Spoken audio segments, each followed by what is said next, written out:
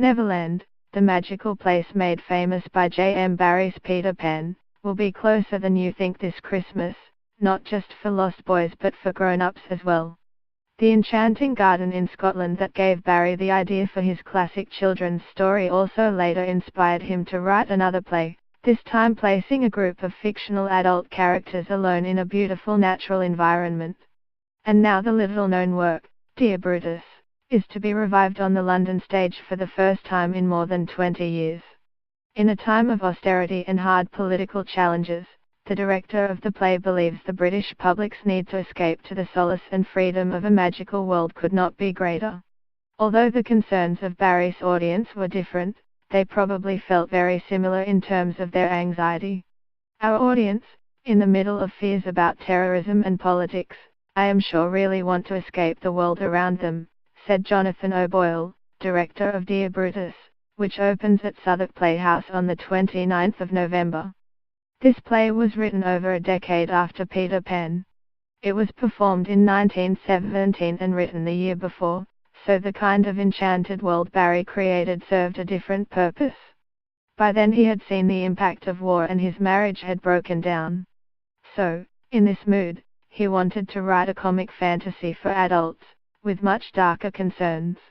It does create a Neverland for grown-ups because Act 2 is set in an English wood that offers a mysterious second chance for his 8 central characters.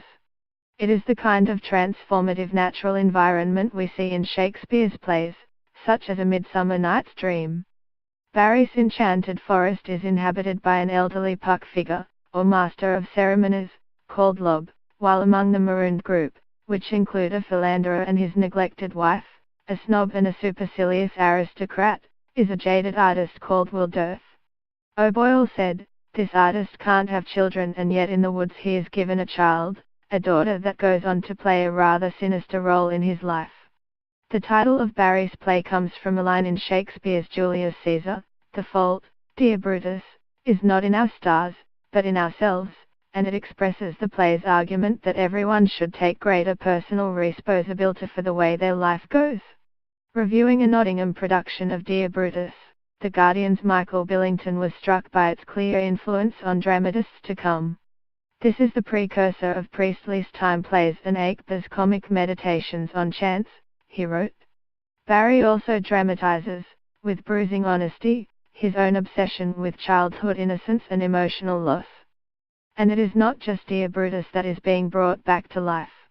Up in Dumfries, tucked behind the Georgian townhouse where the young Barrie lived until 1878, restoration work on the original garden itself is well underway, ahead of a reopening planned for next year.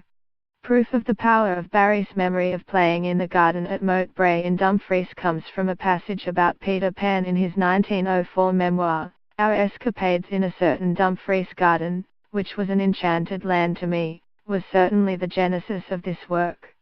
The author also referred to it in 1924.